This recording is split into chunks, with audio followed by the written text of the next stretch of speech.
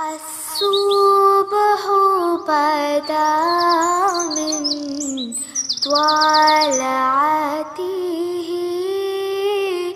والليل دجى من وفرته. बिस्मिल्लाहिर्रहमानिर्रहीम। अस्सलाम वालेकुम। अल्लामा इकबाल ओपन यूनिवर्सिटी से तसव्वुर ज़मान बाबर हाज़िर खिदमत है। उम्मीद है आपके मिजाज बखैर होंगे। प्रोग्राम आप देख रहे हैं नूर बसीरत। आज के प्रोग्राम में हम जिस मौजू पे गुफ्तगू करेंगे वो अहमियत के एतबार से बहुत ख़ास है, जिहाद। हम बाज़ औक़ात जिहाद के मानी और मतालिब पे ही रुक जाते हैं कि जी इसका मतलब तो कोशिश है, स्ट्रगल करना है, और ज़िंदगी में आप किसी भी शोबे में स्ट्रगल करते हैं, आप कोशिश करते हैं उसे हासिल करने के लिए, वो भी जिहाद के माना में आता है। बाज़ लोग कहते हैं कि नहीं जी, नफ्स के ख़िलाफ़ जो आपकी जिद्दोजहद है वो जिहाद कहलाता है। फिर जिहाद फ़ी सबीलिल्लाह के बारे में भी हम सुनते हैं, तो फिर वो क्या है? फिर क़िताल का लफ्ज़ भी हम सुनते हैं। फिर मैदान जंग क्या है? फिर अल्लाह के लिए लड़ना और किस लिए लड़ना, और कौन लड़ेगा और किस वक्त लड़ेगा, किन हालात में लड़ेगा, ये सारे सवालात भी तो हैं और उनके जवाबात हमें आने चाहिए। हम जिहाद के वसीतर जो मतालिब हैं और जो इसको एक वसअत हासिल है इस टॉपिक को, उसको समझने की ज़रूरत है। तो हमारी खुशबख्ती है जनाब प्रोफेसर डॉक्टर हाफिज़ मोहम्मद सज्जाद साहब हमारे उस्ताद मोहतरम और अल्लामा इकबाल ओपन यूनिवर्सिटी में बैनुल मज़ाहिब हमांगी डिपार्टमेंट के चेयरमैन हैं, तशरीफ़ फरमा है नूर बसीरत में। उनसे हम बहुत से मौज़ूआत से मुताल्लिक़ बात करते हैं और जो अपनी गलत फहमियाँ हैं, जो कच फहमियाँ हैं, उनको दूर करने की कोशिश करते हैं। ये भी जिहाद है कि इंसान अपनी कच फहमी को दूर करे। बहरहाल आज बेहतर अंदाज में हम इस 1 घंटे की नशिस्त में इस मौजू को समझने की और फिर इस फ़हम को, इस शऊर को आम करने की भी कोशिश करेंगे, क्योंकि ये भी तो हमारा फ़रीज़ा है। अल्लामा इकबाल ओपन यूनिवर्सिटी के हम स्टूडेंट्स हैं या नहीं हैं, बाहर कैफ़, ये आप सबके लिए है प्रोग्राम, और इस आगाही के सफ़र को इंशाअल्लाह हम जारी रखेंगे। डॉक्टर साहब का वालिहाना इस्तक़बाल करते हैं। डॉक्टर साहब अस्सलाम वालेकुम। वालेकुम अस्सलाम। खुश आमदीद कहेंगे, आपका खैर मक़दम। डॉक्टर साहब सबसे पहले तो हम ये जान लें कि जिहाद है क्या दर हकीकत, क्या मतलब है इसका? अल्हम्दुलिल्लाह रब्बिल आलमीन वस्सलातु वस्सलामु अला सय्यिदिल अंबिया वल मुरसलीन, अम्मा बाद। बहुत शुक्रिया। जिहाद दीन इस्लाम के एक बुनियादी अरकान में से है। इल्मुल कलाम के माहिरीन ने ये बताया कि जिस तरह कलमा की शहादत यानी अल्लाह रब्बुल इज़्ज़त की तौहीद की, आक़ाए दो जहां सल्लल्लाहु अलैहि वसल्लम की रिसालत की, नमाज, रोज़ा, हज, ज़कात, इसी तरह मुतकल्लिमीन ने जिहाद को भी अरकान इस्लाम में शुमार किया। अच्छा, इसकी तो इस कदर अहमियत है क्योंकि अगर इस्लाम की बुनियाद इन 5 अरकान पे है तो इन अरकान की हिफाजत का ज़िम्मा जिहाद है। जी, जिहाद एक वसी तर इस्तिलाह है, जोत से निकला है, जिसका लुगत के लिहाज से माना यह है कि कोशिश करना। जी, अपनी तमाम तर सलाहियतें सर्फ करते हुए इंसान जो कोशिश करता है, मेहनत करता है किसी मकसद के हसूल के लिए, वो जिहाद कहलाता है, जोत कहलाता है। शरई इस्तिलाह में यानी शरीयत इस्लामिया के इस्तिलाह में जिहाद का मतलब यह है कि अपनी तमाम तर सलाहियतें, अपने जान, अपने माल से, अपनी सलाहियतों से अल्लाह के कलमे को बुलंद करना, उसकी हिफाजत करना, उसका तहफ़्फ़ुज़ करना, ये जिहाद कहलाता है। सुभान अल्लाह। यानी दीन इस्लाम जब इंसान कबूल कर लेता है जी, और उसके मुताबिक ज़िंदगी बसर करता है, तो फिर उसकी तमाम तर काविशें, चाहे उसके जान हो, उसका माल हो, उसका नफ्स हो, उन सब के लिए बेहतरी की कोशिश करते रहना, फिर इसे दूसरों तक पहुँचाना और इसकी हिफाजत करना, ये सब जिहाद है जनाब। और एक वसी तर इस्तिलाह है। और कुरान मजीद में जिस तरह नमाज, रोज़ा, हज, ज़कात पर ज़ोर दिया गया, इसी तरह जिहाद पर भी ज़ोर दिया गया जी, और बड़े फ़ज़ाइल बयान हुए हैं, बड़ी ताक़ीद फरमाई है। अल्लाह के नबी को हुक्म होता है कि आप जिहाद के लिए निकलिए, कि आप चाहे हल्के हों चाहे बोझल हों, अल्लाह की राह के लिए निकले। और जिहाद जो होता है हमेशा फ़ी सबीलिल्लाह की कैद के साथ है, अल्लाह की राह में।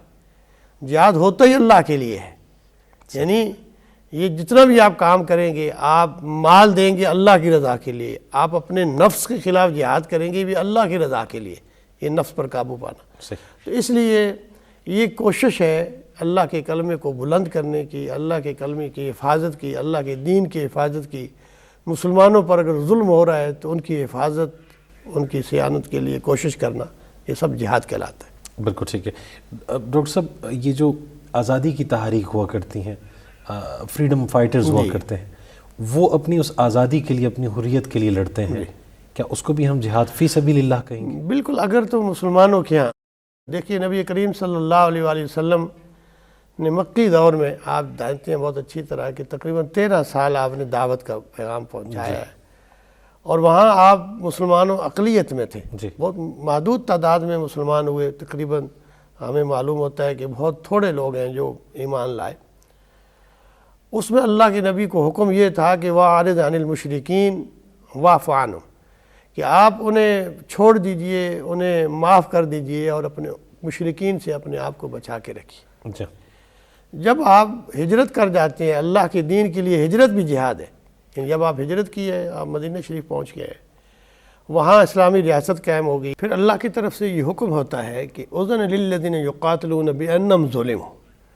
یہ آیت مبارکہ ہے جس سے جہاد کے کرنے کی اجازت آپ کو دی گئی ہے.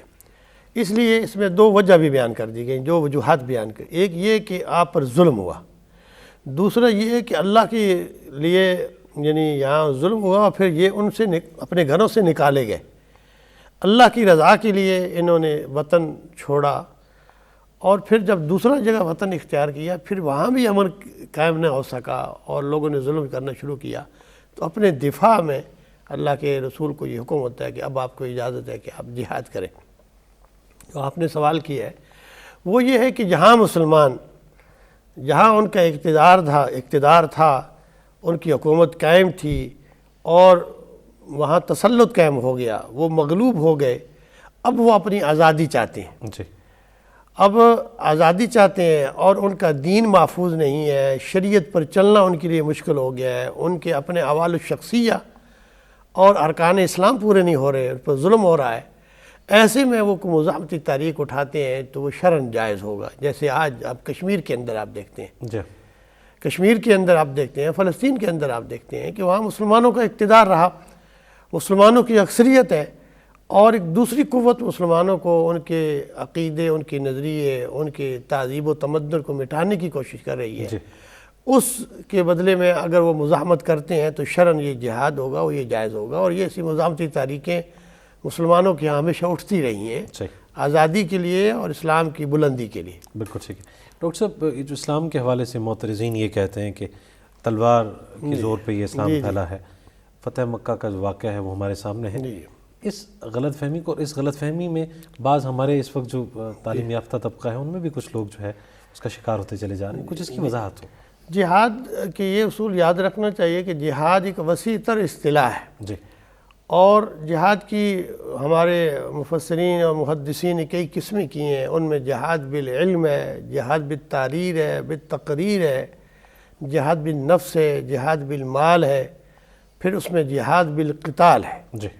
جو آخری قسم ہے نا، اپنی جان قربان کر دینا. دیکھیے ہم دین کے لیے، ابھی آپ نے شروع میں یہ بات کی جہاد بالعلم، یعنی پہلے تو حکم دیا گیا کہ علم حاصل کرو اور اس کے لیے کوشش کرو، تحریر اور تقریر کے ذریعے اللہ کے کلمے کو بلند کرو، اپنے تعلیم کے ذریعے اس پیغام کو دوسروں تک پہنچاؤ، دعوت کے ذریعے پہنچاؤ، اللہ کے دین اور اہل ایمان کی مدد کے لیے اپنا مال اللہ کی رضا کے لیے خرچ کرو، یہ بھی جہاد ہے. اور سب سے بڑھ کر اپنے نفس پر قابو پانا، جسے جہاد میں نفس کہتے ہیں.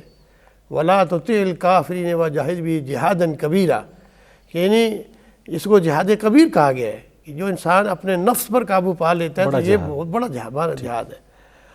اسی طرح جب جان سب کی قیمتی ہوتی ہے، انسان کی سب سے قیمتی جان ہے، سب کچھ وہ جو ہے وہ دے لیتا ہے، اپنا وطن قربان کر لیتا ہے، اولاد قربان کر دیتا ہے، آخر پہ اپنی جان بھی اسے قربان کرنے پر اللہ کی رضا کے لیے تو وہ کرتا ہے. یہ بہت بڑا جذبہ ہے، اور اس کی اس لیے فضیلت بیان ہوئی ہے کہ یہ جو اللہ کی رضا کے لیے، اللہ کے کلمے کو بلند کرنے کے لیے آخر پہ یہ ضرورت بھی پیش آئے مسلمانوں کی دفاع میں، تو وہ اپنی جان بھی قربان کرتا ہے، دفاع کرتا ہے. صحیح. ڈاکٹر صاحب، ہم جہاد فی سبیل اللہ میں غزوہ بدر کے جو مجاہدین ہیں ان کا جو مقام و مرتبہ بیان کیا گیا ہے، اور دوسرے صحابہ کرام جو ہیں ان پہ جو ان کو ایک اہمیت اور فوقیت دی گئی ہے، چاہتے ہیں کہ اس کا تھوڑا سا بیان آپ کی زبانی. بالکل. نبی صلی اللہ علیہ وآلہ وسلم جب مدینہ منورہ تشریف لے گئے اور آپ نے اسلامی ریاست قائم کر لی، تو آپ کو پتہ ہے کہ بدر کے مقام پر جو یہ غزوہ ہوا ہے تو یہ قریش مکہ نے خود لشکر تیار کر کے مسلمانوں کے خلاف مکہ سے اتنا سفر کر کے وہ مدینہ کے قریب پہنچے، جاریت ان کی طرف سے ان کی جاریت سے۔ ٹھیک ہے، مشرکین مکہ جی، جب یہ چیزیں آپ پر مسلط کر دی گئی ہیں تو پھر آپ دفاع میں نکلے ہیں۔ اب وہاں مقابلہ بھی دیکھ لیجیے کہ مسلمانوں کی تعداد 313 کی ہے اور وہ ان کے مقابلے میں وہ ایک بہت تہائی ہے، زیادہ ایک تہائی مسلمانوں کے پاس جو آلات حرب ہیں وہ بھی بہت محدود ہیں۔ نہ ہونے کے مترادف۔ اللہ کی رضا کے لیے یوم الفرقان قرآن نے دیا ہے کہ مسلمان نے بڑے عزم کے ساتھ رسول اللہ صلی اللہ علیہ وسلم کی دعا اس موقع پر آپ نے فرمائی کہ یہ چند لوگ ہیں، آج اگر یہ کامیاب نہیں ہوئے تو پھر یہ دین جو ہے اس طرح کون نام لے گئے، کون نام لے گا۔ ٹھیک، اللہ کی دعا قبول ہوتی ہے، مسلمانوں کی نصرت کے لیے اللہ تعالیٰ فرشتے بھیجتا ہے اور مسلمانوں کو فتح نصیب ہوتی ہے۔ یہ بڑی بنیادی یوم الفرقان قرآن میں دیا گیا ہے۔ اصل میں یہ دفاع میں ہے۔ رسول اللہ صلی اللہ علیہ وسلم یوم بدر میں مجاہدین کی جو فضیلت آپ نے بیان کی ہے کہ اہل بدر کا اتنا فضیل مقام حاصل ہے کہ دنیا میں جو مرضی ہے وہ کرتے پھرے، اللہ ان سے کبھی مواخذہ نہیں کرے گا، اتنا ان کو ثواب ملا ہے۔ غزوہ بدر کے بارے میں بڑی فضیلت ہے اس کی، اور یہ مسلمانوں نے اسلامی ریاست کے دفاع میں یہ کام کیا ہے۔ سبحان اللہ۔ اچھا ڈاکٹر صاحب، ہم یہ جاننا چاہیں گے نبی پاک صلی اللہ علیہ وآلہ وسلم کے جن کے بارے میں کفار بھی یہ کہتے ہیں اور مانتے ہیں کہ آپ رحمت للعالمین ہیں، اتنی شفیق مہربان شخصیت، ان کو بھی بالآخر جہاد کرنا پڑا میدان جنگ میں وہ، تو اس قدر یہ ناگزیر ہے بعض اوقات میں کہ آپ کو جہاد کے لیے نکلنا پڑتا ہے۔ آج کے دور میں اس بات کا فیصلہ کون کرے گا کہ ہمیں جہاد کرنا ہے، کن حالات میں کرنا ہے؟ کیا انفرادی حیثیت میں کوئی شخص اس بات کا فیصلہ کر سکتا ہے؟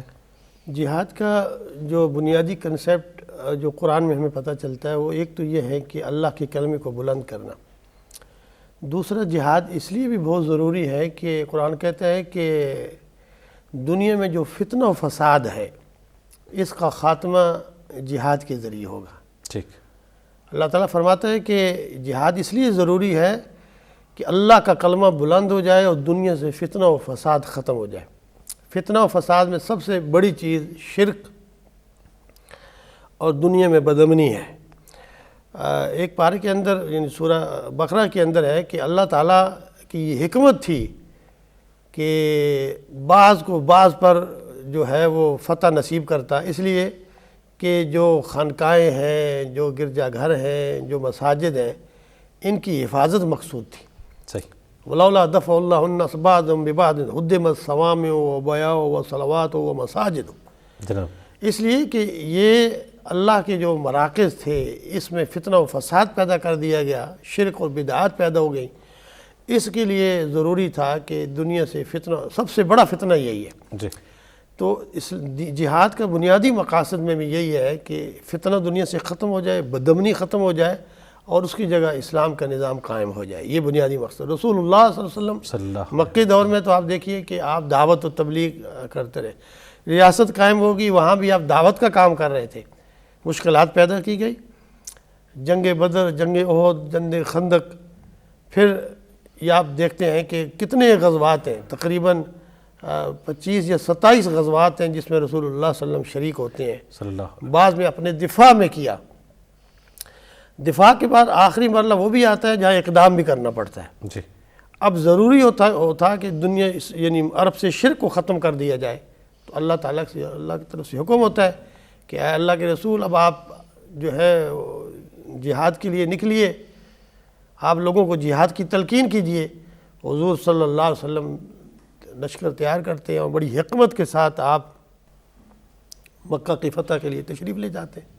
بڑی حکمت عملی ہے آپ کی، حربی حکمت عملی میں یہ چیز بھی شامل ہے کہ بڑے طریقے کے ساتھ، حکمت کے ساتھ، باوجود اس کے کہ آپ کو اللہ کی طرف سے وہی نازل ہوتی ہے، لیکن آپ نے جو دنیا میں جو چیزیں ضروری ہیں جنگ و حرب کے لیے اس کا بھی آپ نے استعمال کیا ہے۔ جو انسانی وسائل ہیں اس کو بھی پیش نظر رکھا ہے کہ سپہ سالاری کیسے کرنی ہے، جہاد کیسے کرنا ہے، اس کے لیے کن کن چیزوں کی ضرورت ہے، اس میں نفسیاتی کون سے محرکات ہوتے ہیں۔ اس لیے آپ فرمایا جنگ ایک چال ہوتی ہے اور اس چال کے لیے پوری توانائی کے طور پر تمام آلات حرب و وسائل کے ساتھ کرنی چاہیے۔ یہ وہ معرکہ ہے کہ اللہ رب العزت آپ کو فتح نصیب کرتا ہے، فتح مبینہ کہا گیا اس نے۔ اور یہاں جب یہ فتح ہو گیا تو عربوں کو اس بات کا تھا کہ جب مکہ کوئی آدمی فتح کر لے گا تو وہ ان کی یہ عقیدہ تھا کہ اس شہر پر اور اللہ کے اس گھر کے جو علاقہ جو فتح ہو جائے گا تو وہ آدمی برحق ہوگا، اللہ کی طرف سے ہوگا۔ جب مکہ فتح ہو گیا تو قرآن کہتا ہے وَيَدْخُلُونَ فِي دِينِ اللَّهِ أَفْوَاجًا، پھر تمام قبائل کے قبائل نے اسلام قبول کر لیا، کیونکہ ان کا اس بات کا انتظار تھا کہ اللہ کی نصرت کسے ملتی ہے۔ تو نصرت ملنے کا انداز یہی تھا کہ اللہ نے مکہ کو فتح کر دیا اور سارے مسلمان ہو گئے۔ ڈاکٹر صاحب گفتگو جاری رہے گی، ہمیں ایک بریک کی جانب بڑھنا ہے۔ عزیز ساتھیوں، ایک مختصر سا وقفہ ہے، لوٹ کے آئیں گے تو اسی موضوع پہ مزید گفتگو ہوگی، ہمارے ساتھ رہیے گا۔ الصبح بدا من طلعته والليل دجى من وافراته۔ خیر مقدم ہے آپ کا پروگرام نور بصیرت میں، جہاد کے موضوع پہ ہم گفتگو کر رہے ہیں۔ جناب پروفیسر ڈاکٹر حافظ محمد سجاد صاحب تشریف فرما ہے، گفتگو کو آگے بڑھائیں گے۔ ڈاکٹر صاحب یہ فرمائیے گا، جیسے آپ نے فرمایا کہ دفاعی حکمت عملی کے تحت بھی اور بعض اوقات اقدام کرتے ہوئے بھی جہاد کا حکم آیا، اور اس پہ نبی پاک صلی اللہ علیہ وسلم اور صحابہ کرام نے جس طرح سے ہمارے لیے مثالیں قائم کی ہیں۔ آج کفار کو ہم یہ دیکھتے ہیں حافظ صاحب کہ کوئی بھی بہانہ گھڑ کر وہ چڑھ دوڑتے ہیں مسلمانوں پر، مظلوموں پر اور کمزوروں پر۔ تو کیا مسلمان امہ کو اس حوالے سے کوئی حکمت عملی نہیں اپنانی چاہیے کہ کم از کم اپنے دین یا مظلوموں کے یا انصاف کو قائم رکھنے کے لیے کوئی ایسی حکمت عملی ہو کہ جس میں دفاع تو کم از کم کر سکیں؟ اقدام نہ صحیح کو کہ اقدام کا بھی حکم ہے۔ بالکل اسی طرح قرآن مجید میں اہل ایمان کو یہ تعلیم دی گئی ہے کہ وَعِدُّوا لَهُم مَّا اسْتَطَعْتُم مِّن قُوَّةٍ مِّن رِبَاطِ الْخَيْلِ۔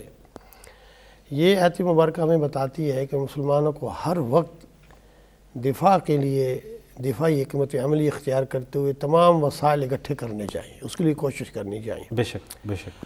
اور دنیا میں جو اس وقت فتنہ و فساد ہے اس کا خاتمہ اہل ایمان کی ذمہ داری ہے بنیادی۔ وہ جہاد کریں گے تو فتنہ ختم ہوگا۔ اسی کے ساتھ ساتھ اسلام اس بات کی بھی حکم نہیں دیتا کہ کسی کی ناحق قتل کیا جائے۔ بالکل۔ آپ رسول اللہ صلی اللہ علیہ وسلم کی صلی اللہ علیہ وسلم جہادی حکمت عملی میں آپ دیکھیے گا کہ جو آپ نے اصلاحات ارشاد فرمائی ہیں ان میں کتنا حکمت کا پہلو ہے۔ آپ فرمایا کہ ایک تو جب تم کسی کے مد مقابل آ جاؤ یا کوئی تم پر جنگ مسلط کر دے تو پھر دفاع میں جہاد کرنا ہے۔ اسی کے ساتھ یہ بھی فرمایا ہے کہ اگر اس جنگ کے اندر کوئی خواتین ہیں، بچے ہیں، مذہبی پیشوا ہیں، یا بوڑھے بزرگ ہیں، ان کو بالکل قتل نہیں کیا جائے گا۔ ٹھیک۔ اسی طرح جو جنگ میں شریک ہی نہیں ہے، وہ جنگ میں حاضر نہیں ہے، اسی کو برباد نہیں کیا جائے گا۔ لوگوں کے جو مال ہیں انہیں ضائع نہیں کیا جائے گا۔ تو اس سے یہ معلوم ہوتا ہے کہ رسول اللہ صلی اللہ علیہ وسلم نے انسانیت کی فلاح اور اس کی حفاظت یہ بنیادی دین کے اندر ہے۔ کسی کو ناحق نہیں قتل کیا جائے۔ وہ خود اگر مقابلے میں آیا ہے اور وہ جنگ کر رہا ہے تو اس میں جنگ کی جائے گی۔ ایک بڑا مشہور واقعہ جو ایک جنگ میں پیش آیا ہے، حضرت اسامہ بن زید رضی اللہ تعالیٰ عنہ، جی، انہوں نے جنگ کے اندر ایک شخص کو قتل کر دیا۔ صحابہ نے بتایا کہ یا رسول اللہ وہ اس وقت کلمہ پڑھ رہا تھا، تو قتل کر دیا گیا انہوں نے۔ جب آپ تک یہ اطلاع پہنچی تو آپ سخت ناراض ہوئے، تو حضرت اسامہ سے وضاحت طلب کی۔ فرمایا یا رسول اللہ وہ تلوار کی خوف سے کلمہ پڑھ رہا تھا، وہ ہمارے مد مقابل تھا۔ تو آپ نے فرمایا کہ اے اسامہ کیا تو نے دل چیر کے اس کا دیکھا ہے؟ اللہ، یعنی ایسی حالت میں بھی اسلام اجازت دے رہا ہے کہ اگر کوئی کفر کے کافر ہے اور ایمان کے غلبے کے موقع پر بھی اگر وہ ایمان لانے کی کوشش کر رہا ہے تو آپ چھوڑ دیں اس کو، وہ اپنے آپ کو اس سے الگ کر رہا ہے۔ اسلام کی تعلیمات یہ ہیں کہ انسانیت کی حفاظت بنیاد ہے۔ شریعت کے اندر جان کی حفاظت فرمایا گیا کہ جو کسی ایک انسان کو قتل کرتا ہے وہ پوری انسانیت کو قتل کرتا ہے، جو کسی ایک انسان ناحق، اور اگر جو کسی ایک انسانیت کو بچاتا ہے وہ پوری انسانیت کو بچاتا ہے۔ جی، اصل میں جب مشرکین یا اسلام کے مخالفین اسلام اور مسلمانوں کو تباہ و برباد کرنے کی عملی کاوشیں کرتے ہیں، تو اس وقت یہ فرض ہو جاتا ہے مسلمانوں پر کہ اپنے دفاع میں حفاظت کرے اور اس کے لیے کوشش کرے، اور کرنی بھی چاہیے، اس لیے کہ دین کی حفاظت وہ مقصود ہے، بے شک، بنیاد ہے۔ اچھا ڈاکٹر صاحب، وہ کون سے افراد ہوں گے جو اس جذبے سے سرشار ہوں گے؟ تربیت کا کون سا پہلو ہمارا کمزور رہ گیا ہے کہ آج ہم وہ جذبہ جہاد محسوس نہیں کرتے، دیکھتے نہیں ہیں کہ کم از کم اپنے دین کے لیے، اپنی حریت کے لیے، اللہ تبارک و تعالیٰ کے دین کے قیام کے لیے، مظلوموں کے لیے کوئی شخص اپنے اندر یہ طلب اور یہ ایک تڑپ محسوس کرے؟ دیکھیے، یہ تو حدیث شریف میں بے پناہ فضائل ہیں جہاد کے۔ آپ صلی اللہ علیہ وسلم کا یہ ارشاد ہے کہ الا ان الجنت تحت ظلال السیوف، او کما قال النبی صلی اللہ علیہ وسلم۔ صلی اللہ علیہ وسلم۔ دیکھو، جنت تلواروں کے سائے کے نیچے ہے، اللہ اکبر۔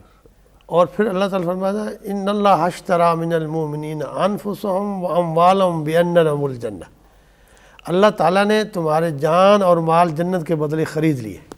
اللہ، ہم تو خریدے ہوئے ہیں، ہمارے مال اور ہماری جان اللہ نے خرید لیے ہیں۔ یہ ہمارا مال اور ہماری جان اللہ کی رضا کے لیے ہر وقت حاضر ہے۔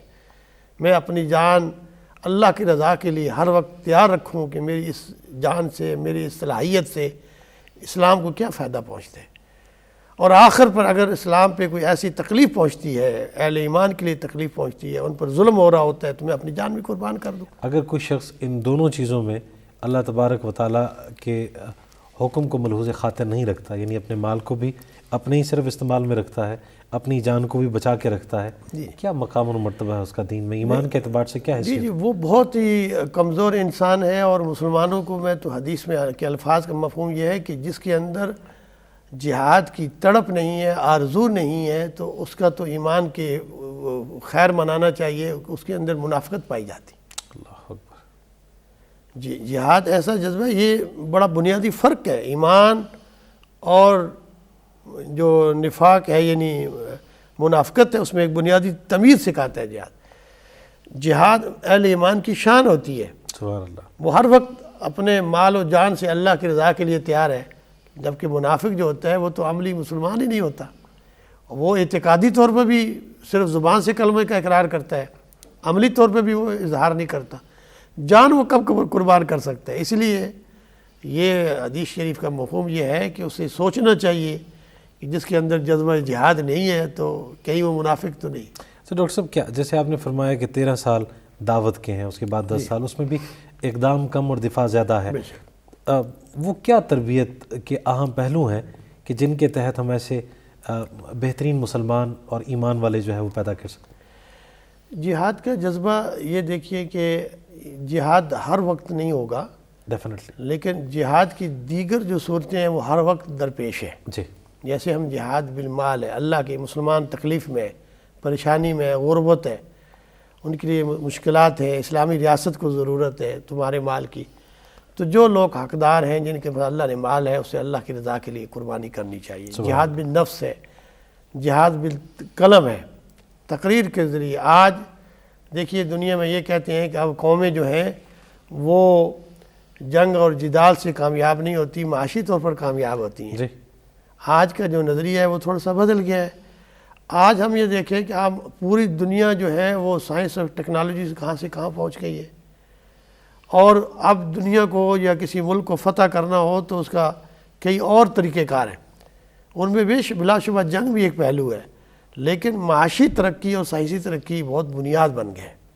امت مسلمہ کے لیے بہت ضروری ہے کہ جہاں وہ دفاعی حکمت عملی میں بہت معیاری کام کرے، وہاں وہ معاشی، سیاسی اور جو عسکری اعتبار سے بھی اپنے آپ کو بہت طاقتور کرے، محنت کرے، اس کام میں آگے بڑھے۔ تو جو ہمارے سائنسدان یہ میزائل اور ایٹمی صلاحیت کے حوالے سے اپنی خدمات پیش کر رہے ہیں یا کر چکے ہیں، جی جی، ابھی قریب میں ڈاکٹر عبدالقدیر صاحب کا انتقال ہوا، کیا فرمائیں گے ایسی شخصیات کے بارے میں کہ جنہوں نے اپنے ملک، اپنے دین کی حفاظت کے لیے ایسے ہتھیار تیار کیے؟ نبی صلی اللہ علیہ وآلہ وسلم فرمایا کہ جو شخص اللہ کی رضا کے لیے سرحدوں پہ پہرا دیتا ہے تو اس کا یہ عمل دنیا مافیا سے بہتر ہے، اللہ اکبر، دنیا مافیا سے بہتر ہے۔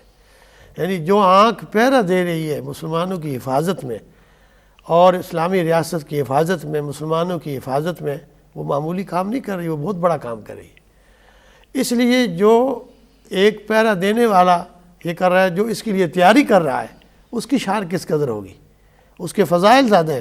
اس لیے دیکھیے کہ جو پیدل لڑ رہا ہے، جو مجاہد ہے، جو گھوڑے پر ہے، جو آلات کے ساتھ استعمال کر رہا ہے، تو اس کی بڑی فضیلت بیان ہوئی ہے، دونوں کی فضیلت بیان ہوئی ہے، کیونکہ وہ اپنا مال بھی، اپنی صلاحیتیں بھی اور اپنے جو وسائل ہیں ان کو بھی استعمال کر رہا ہے۔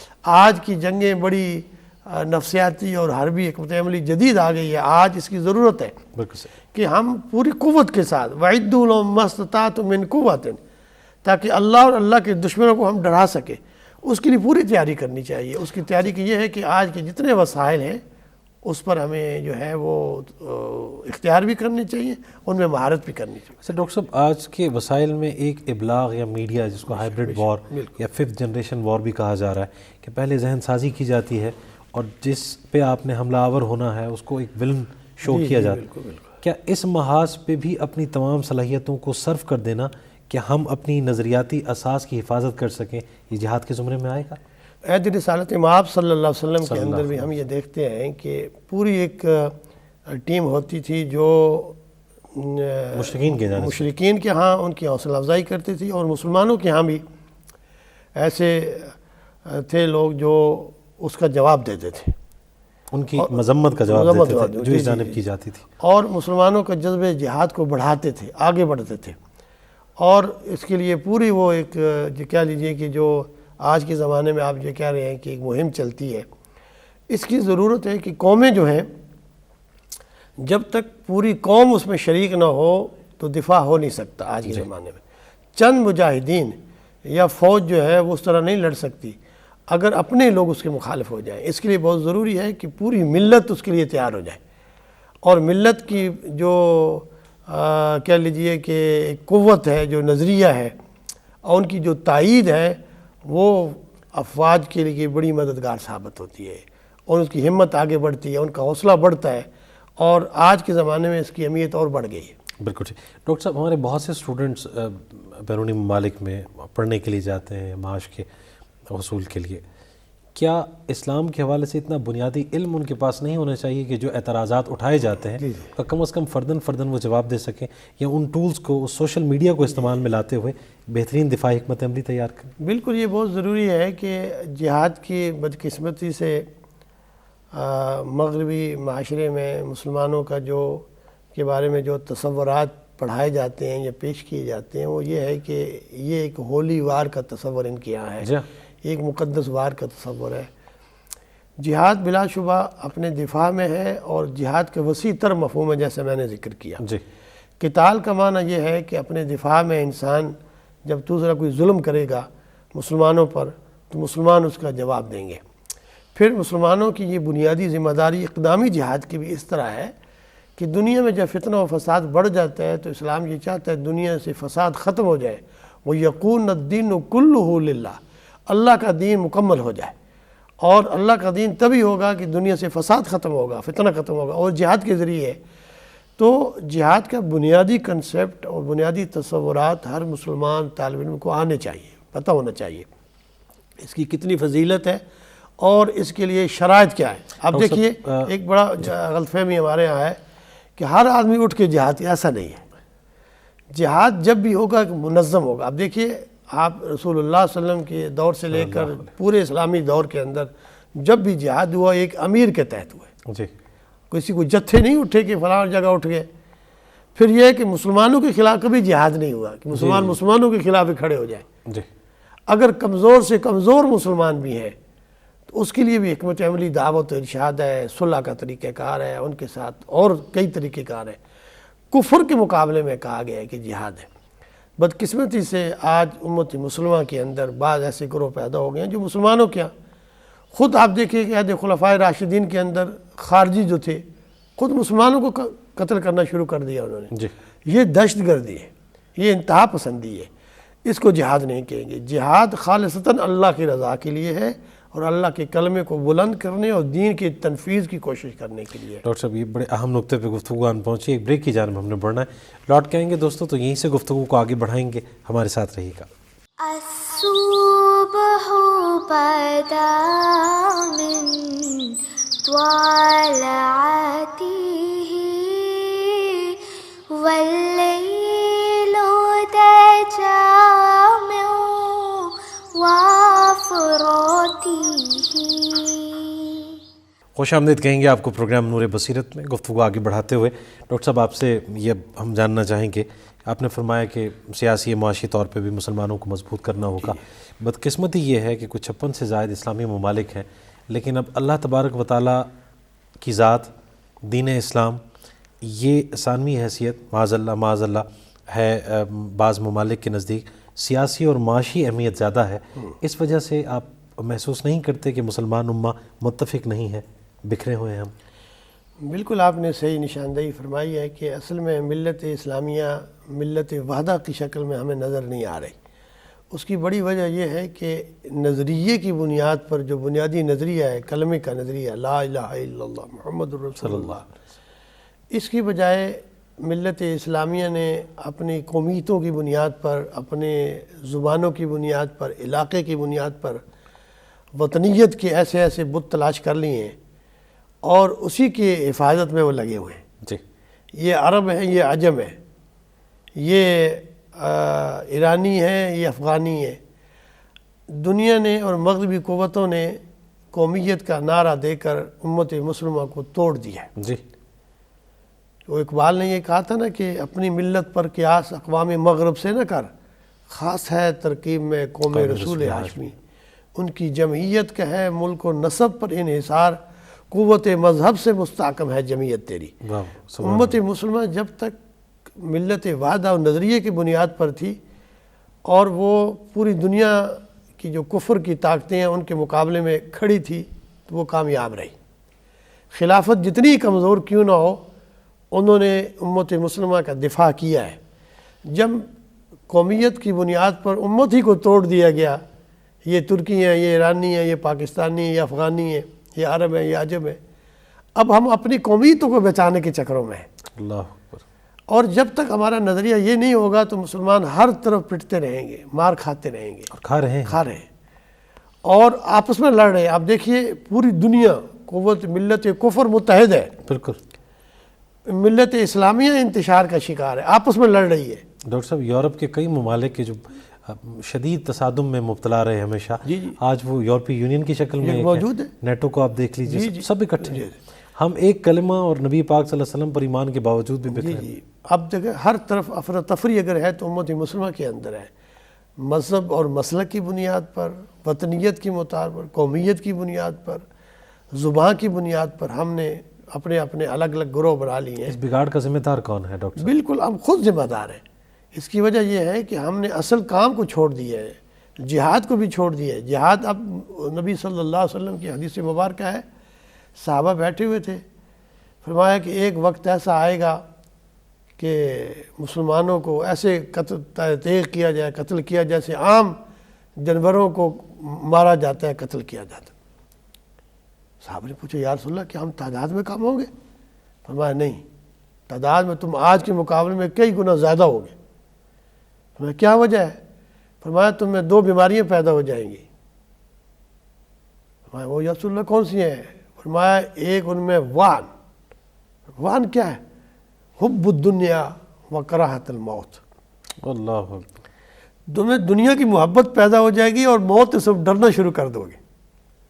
آج دیکھیے کہ ہم نے صحراؤں کے اندر محل بنا لیے اور جتنے بھی یعنی دنیا کی بسانے کی اور بڑھانے کی دنیا کی جتنے بھی راز ہیں وہ ہم نے جمع کر لی ہیں. اب دنیا بڑی عزیز ہے، موت سے ہمیں ڈر لگتا ہے. جہاد تو ہے ہی اللہ کی راہ میں جان قربان کر دینے والا، دنیا کی آسائشوں کو ختم کر کے اللہ کے کلمے کو بلند کرنے کا. امت مسلمہ جب سے جہاد چھوڑ دیا، اسی وجہ سے وہ اس پستی کا شکار ہے.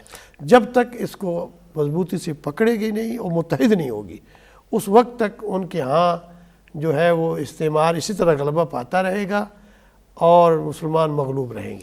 ڈاکٹر صاحب پھر اس نقطے پہ آ جاتے ہیں کہ جو نفس کے خلاف جہاد ہے، یہی کر کے ہو سکتا ہے ہمارا قبلہ درست ہو جائے.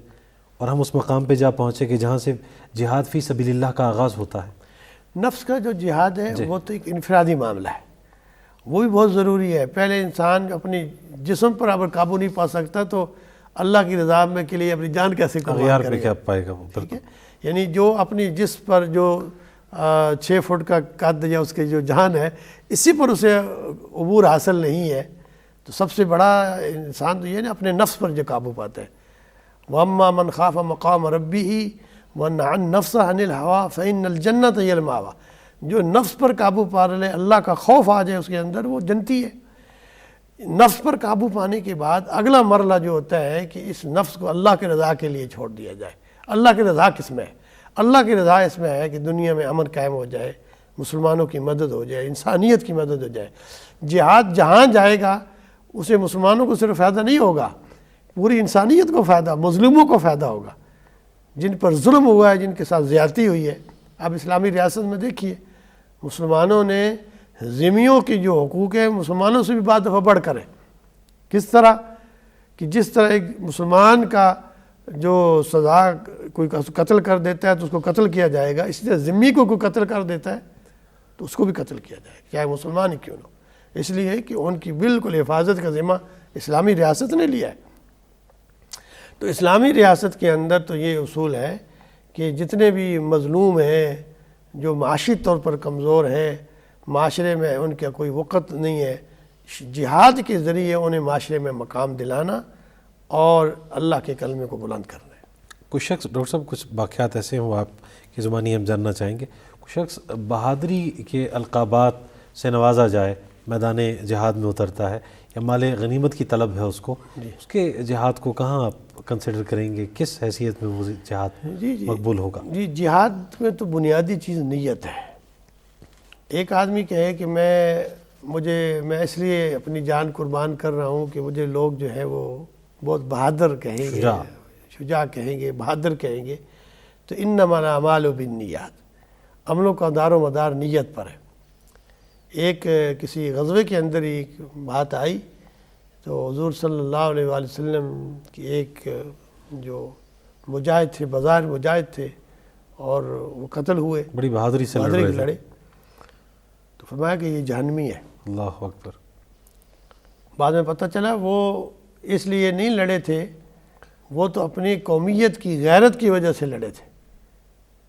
اس وجہ سے تو جان جب بھی دینی ہے اللہ کی رضا کے لیے، اس لیے نہیں کہ بہادری. حدیث شریف میں آتا ہے کہ اس کا مفہوم یہ ہے کہ بعض قیامت والے دن جو ہے اب بعض لوگ ایسے بھی ہوں گے تو اللہ تعالیٰ فرمائے گا کہ جب ان سے پوچھے گا کہ میں جنت میں جانا ہے، فرمایا کہ تو اس لیے لڑا کہ تجھے بہادر کہا جائے. تو تجھے کہا جا چکا، وہ تجھے کہا جا چکا، اور تجھے وہ دنیا میں دے دیا گیا، اب تمہاری جنت میں کوئی ٹھکانہ نہیں. کہ اسلام کا اصول یہ ہے کہ جو بھی کام کیا جائے اللہ کی رضا کے لیے، اللہ کی رضا بنیاد ہے. جو بھی ہم نیک کام کرتے ہیں اللہ کی توفیق سے کرتے ہیں. ڈاکٹر صاحب یہ خلوص کی صفت کیسے پیدا ہو کہ ہم ہر کام اللہ رب العزت ہی کی رضا کے لیے کریں؟ اصل میں بہت بڑا کام. جی بلا شبہ اصل میں جس قدر توحید کی تعلیم اور اللہ کا تصور اور معرفت حاصل ہوگی اسی وقت آپ کو خشیت الہی یا تقوی پیدا ہوگا. اللہ. کیونکہ یہ جب پیدا ہو جائے تو سب کچھ حاصل ہو جاتا ہے. یعنی وہ ذات جس نے مجھے پیدا کیا، مجھے صلاحیتیں دیں، یہ اسی کی تو ہیں. یہ جو مجھے، یعنی میں ناتواں تھا، بچہ تھا، اللہ نے میں اب جوان کیا، قوت عطا کی، اسی کی دی ہوئی ہے، اور مرض بھی اسی نے دینا ہے. بے شک. جب مجھے اللہ نے تمام صلاحیتیں دی ہیں تو میری تمام صلاحیتیں اسی کے کام میں لگ جائیں، یہ اللہ کی رضا ہے. ڈاکٹر صاحب آخری ایک وقفہ لیں گے، ہم لوٹ کے آئیں گے، مزید گفتگو ہوگی. گفتگو جاری ہے جہاد کے موضوع پر، مختلف اس کے پہلوؤں کو ہم آج ڈسکس کر رہے ہیں. پروفیسر ڈاکٹر حافظ محمد سجاد صاحب تشریف فرما ہے. مختصر سا وقفہ، لوٹ کے آئیں گے تو مزید گفتگو ہوگی. الصبح بدا من طلعته والليل دجى من وافراته. جناب خوش آمدید کہیں گے آپ کو پروگرام نور بصیرت میں، اور گفتگو جہاد کے موضوع پر اختتامی مراحل میں گو کہ کئی نشستیں درکار ہیں اس موضوع پہ گفتگو کرنے کے لیے۔ بارکیف ہم نے چاہا ہے کہ اس مختصر وقت میں ہم جتنا بہتر انداز میں حافظ صاحب سے سمجھ سکیں۔ ڈاکٹر صاحب، آج کی نوجوان نسل ان کی دلچسپیاں یا جن چیزوں کو مرغوب جانتے ہیں، ہمارے نزدیک ایک بہت بڑا واقعہ حضرت مصعب بن عمیر رضی اللہ تعالیٰ عنہ کا۔ ہمارے نوجوانوں کو بتائیے کہ آج کی کیا ثروت ہوگی اور کیا نعمتیں ہوں گی جو ان کو میسر تھیں، لیکن اس کلمے کے لیے کن کن صعوبتوں کو انہوں نے برداشت کیا، اور پھر کیا صلہ اس دنیا میں اور آخرت میں اللہ نے عطا کیا؟ ایک تو یہ اہل ایمان کی خوبیوں میں سے ہے کہ وہ ہر وقت اللہ کی رضا کے لیے اپنا سب کچھ قربان کرنے کا جذبہ اس وقت اس کے اندر ہونا چاہیے۔ رسول اللہ صلی اللہ علیہ وسلم نے اپنے اصحاب کے اندر یہی جذبہ پیدا کیا۔ آپ دیکھیے کہ انہوں نے جب آپ پر ایمان لائے تو انہوں نے پھر یہ نہیں دیکھا کہ اور کیا چیز عزیز ہے، اپنے ماں باپ کو چھوڑ دیا کلمے کے لیے، اللہ کے دین کے لیے۔ سب سے عزیز ترین تو اپنے والدین ہیں، ان کو چھوڑا، پھر اپنے وطن کو چھوڑا، اور پھر جان کی جب طلب ہوئی کہ اللہ کی راہ میں جہاد کرنا ہے تو انہوں نے اپنی سب سے قیمتی متاع جو اس دنیا میں جان ہی تو ہے وہ بھی اللہ کی رضا کے لیے قربان کر دیا۔ مصعب بن عمیر رضی اللہ تعالیٰ عنہ بڑے معروف صحابی ہیں، وہ بڑے پڑھے لکھے صحابی ہیں۔ جب مدینے سے اصحاب رسول اوس اور خزرج کے لوگ گئے، انہوں نے طلب کیا کہ ہمیں کوئی معلم بھیجا جائے، تو حضور صلی اللہ علیہ وسلم نے بھی مدینہ آنے سے پہلے جس شخصیت کو بھیجا بطور داعی وہ حضرت مصعب بن عمیر رضی اللہ تعالیٰ عنہ، اور انہوں نے مدینے کے ایک ایک گھر میں اسلام پہنچا دیا۔ غزوہ بدر میں شریک ہوئے، غزوہ احد کے اندر اللہ رب العزت کے نے بڑے بہادری کے جو انہوں نے دکھائے، اللہ کے نبی نے ان کو جھنڈا عطا کیا، اور ان کا ایک ہاتھ جو ہے وہ اللہ کی راہ میں شہید ہوا، پھر دوسرا ہوا، یہاں تک کہ انہوں نے اپنے منہ کے اندر اس عالم کو حفاظت فرمائی، یہاں کہ اللہ کی راہ میں جان سپرد کر دی۔ اللہ، یہ بہادری نوجوان تھے، اور کس گھر میں آنکھ کھولی تھی کہ جہاں پہ جی سب کسی آسائش کی کمی نہیں تھی، اور سب کچھ چھوڑنا پڑا اس کلمے کے لیے، اللہ کی رضا کے لیے۔ رسول اللہ صلی اللہ علیہ وسلم نے اہل ایمان کے اندر، نوجوانوں کے اندر یہ جو جذبہ پیدا کیا، اب دیکھیے کہ یہ جذبہ جہاد تھا کہ جب اسلام مکہ فتح ہو گیا، پورا عرب ایمان لے آیا، تو پھر حضور کی یہ پیشن گوئی جو آپ نے فرمائی تھی کہ عنقریب قیس و کسریٰ مسلمانوں کے قبضے میں ہوں گے، مسلمانوں نے اسی روشنی کو جو دنیا میں فتنہ و فساد تیسے ختم کیا، یا اقدامات بھی کیے، یہ نہیں کہ دفاع کیا، جہاد آگے بڑھا، یہاں تک کہ عہد فاروقی میں ایران فتح ہوا، عہد فاروقی میں ہی روم فتح ہوا، اور جو بڑی سپر طاقتیں تھیں جنہوں نے دنیا کے اندر فتنہ و فساد پیدا کیا ہوا تھا، خود ان کی قوموں نے بات دعوت دی تھی کہ مسلمانوں آؤ کہ ہمیں ظلموں سے نجات دلاؤ۔ اللہ طارق بن زیاد نے جب اسپین فتح کیا تو جس جزیرے پہ وہ کھڑے تھے، اس جزیرے کے جو عیسائی بادشاہ تھا اس نے خود دعوت دی تھی کہ آپ آئیں کہ ان لوگوں نے ہمارے ساتھ اتنا ظلم کر دیا ہے کہ ہمارا دین بھی ہم سے چھن گیا ہے۔ مسلمانوں نے وہ خود فتح کیا۔ تو مسلمانوں کے ہاں آپ دیکھیں ہیں کہ جہاں جہاں فتوحات ہوئی ہیں، بے پناہ اس قوم کو ترقی دی ہے، اور ان کی کسی چیز کو تباہ نہیں کیا، برباد نہیں کیا، بلکہ ان کے وسائل کو انہی کے پاس رہ کے دینے دیا تاکہ اور وہ محنت کر سکیں۔ مثال کے طور پر دیکھیے ایران کے اندر جو زمینیں فتح ہوئیں، عراق کی زمینیں فتح ہوئیں، تو اصول یہ تھا کہ مجاہدین میں تقسیم ہو جاتی تھی۔ حضرت عمر نے فرمایا کہ یہ مجاہدین جو مکہ مدینہ میں رہنے والے ہیں، یہ تو یہاں عراق میں کہاں آباد ہوں گے، یہ تو پھر زمینیں ان کو دے دی گئی تو جو بنجر ہو جائیں گی، ان کو آباد کون کرے گا۔ آپ نے یہاں تھوڑا سا اصول چینج کیا، فرمایا کہ جو جن کی زمینیں انہی کی سپورٹ کر دی جائے، وہ ہمیں اس کا جو مال محنت کریں گے تو وہ اسلامی ریاست کو فائدہ ہوگا، کہ وہ اس کے بدلے میں جو بھی خراج ہوگا یا جزیہ ہوگا وہ دیں گے۔ اگر وہ ایمان لے آئیں تو وہ خراج دیں گے، اور اگر ایمان نہیں لائے تو جزیہ دیں گے۔ تو وہ اس طرح جو ہے وہ دونوں چیزیں جو ہے وہ ڈاکٹر آخر میں کیونکہ ہم نے غزوہ بدر سے آغاز لیا، حضرت ابو بکر رضی اللہ تعالیٰ عنہ جب غزوہ بدر میں ان کے بیٹے اس وقت ایمان نہیں لائے تھے، تو وہ واقعہ ہم آپ سے سننا چاہیں گے کہ ان کی تلوار کی عزت میں۔ بالکل حضرت، دیکھیے یہ اللہ کی رضا کے لیے انسان جب ایمان لے آتا ہے تو پھر کوئی رشتہ باقی نہیں رہتا۔ ڈاکٹر صاحب اولاد کی محبت میں آپ بھی اور میں بھی صاحب اولاد ہوں، میرے خیال میں سب محبتوں میں بڑھ کے ہے، لیکن صحابہ کرام کے لیے اللہ کی محبت بڑھ کے تھی ہر چیز. کہ ان کے بیٹے عبد الرحمن امیر ابی بکر کے بارے میں آتا ہے، وہ کہتے ہیں کہ اے باپ، ایک وقت ایسا تھا کہ جنگ بدر کے موقع پر آپ میری تلوار کے نیچے تھے، لیکن میں نے باپ سمجھ کر چھوڑ دیا. تو انہوں نے کہا کہ اے بیٹے، اللہ کی قسم اگر تم میری تلوار کے نیچے ہوتے تو میں بالکل نہ چھوڑتا، کیونکہ اس وقت تو اللہ اور اللہ کے رسول کا دشمن تھا. تو جذبہ یہی ہونا چاہیے، جو بھی کام انسان کرے کوئی ذاتی غرض کے لیے نہ کرے، اللہ کی رضا کے لیے کرے. آج بھی ہم اپنے مزاج، اپنی طبیعتیں، اپنی خواہشات اللہ کی رضا کے تابع کر دیں، اللہ کے رسول کے تابع کر دیں، تو ہمارا ہر عمل جہاد ہو جائے گا. اور ہمارا تعلیم جہاد ہو جائے گی، ہمارا اٹھنا بیٹھنا جہاد ہوگا، کیونکہ رضا الہی اصل مقصود ہے. ڈاکٹر صاحب یہ کنفیوژن کیسے دور ہوگی کہ اب اللہ کی رضا ہی کے حوالے سے کنفیوز کیا جاتا ہے؟ کیونکہ بلکہ معذرت کے ساتھ بعض علماء یا بعض مسالک کی جانب سے ہمارا اسٹوڈنٹ یہ اس کنفیوژن میں مبتلا ہے کہ اللہ کی رضا اس کام میں ہے یا اس کام میں ہے، اس کے لیے کیا کرنا ہوگا؟ جی بالکل، اللہ کی رضا کے بارے میں تو دیکھیے کہ جو بھی حق یا کوئی ابہام نہیں ہے اس میں، کوئی ابہام نہیں، اس میں تو کوئی دوسری بات نہیں ہے. اللہ کی رضا حق کے معاملے میں، نافرمانی میں تو ہو ہی نہیں سکتی، وہ تو ہے ہی کام غلط.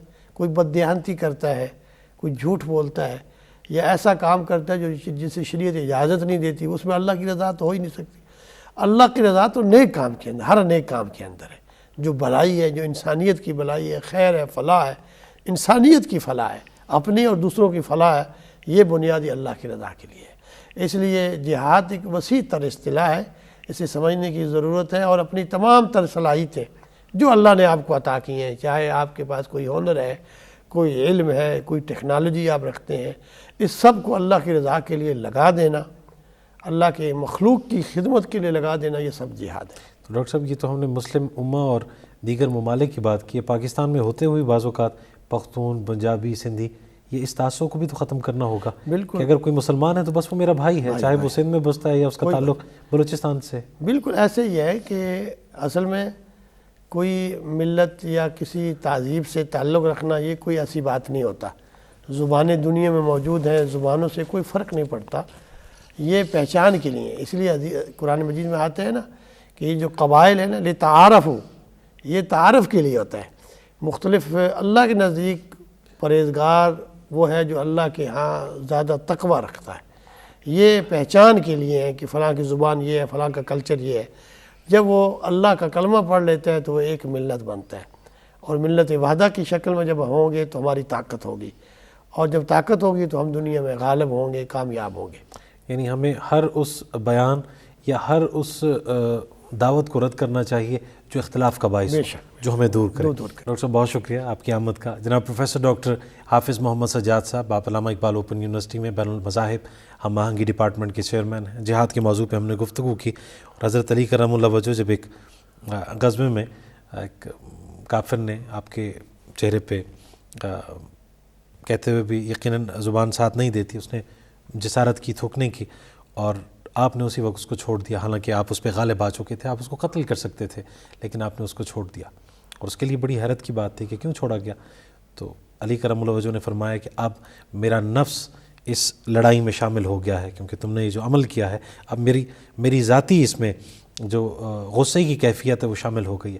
تو سوچئے کہ صحابہ اکرام آل رسول صلی اللہ علیہ وآلہ وسلم بس اللہ کے لیے کیا جو کیا، اپنی ذات کو بالکل منفی کر دیا، مائنس کر دیا، بالائے طاق رکھتے ہوئے کہ اللہ کا حکم ہے تو لڑنا ہے، اللہ کا حکم ہے تو تلوار رکھ دینی ہے، اللہ کا حکم ہے تو معاف کر دینا ہے. ہر کام میں مقدم رکھا اللہ کے حکم کو، نبی پاک صلی اللہ علیہ وآلہ وسلم کی سیرت اور آپ کی سنت کو. بس اگر اسی نقش پر ہم آگے بڑھیں گے تو ہم بھی کامیاب ہوں گے اور ہم بھی سربلند ہوں گے. اور اگر اس نقش کو چھوڑ کے ہمارا یہ خیال ہے کہ ہم وہ عروج حاصل کرنا چاہتے ہیں لیکن طریقہ کوئی اور ہو، راستہ کوئی اور ہو، تو کسی اور راستے سے اللہ کی رضا ہمیں حاصل نہیں ہوگی. دنیا میں بھی اسی طرح رسوائی، اور آخرت میں تو پھر آپ جانتے ہی ہیں کہ وہاں تو کوئی وکیل نہ ہوگا سوائے اس کے کہ ہم نے قرآن اور سیرت النبی صلی اللہ علیہ وسلم پر کس قدر عمل کیا ہے. آج کے پروگرام بس یہیں تک. نور بصیرت سے تصور زمان بابر کو اجازت دیجیے. اللہ نگہبان.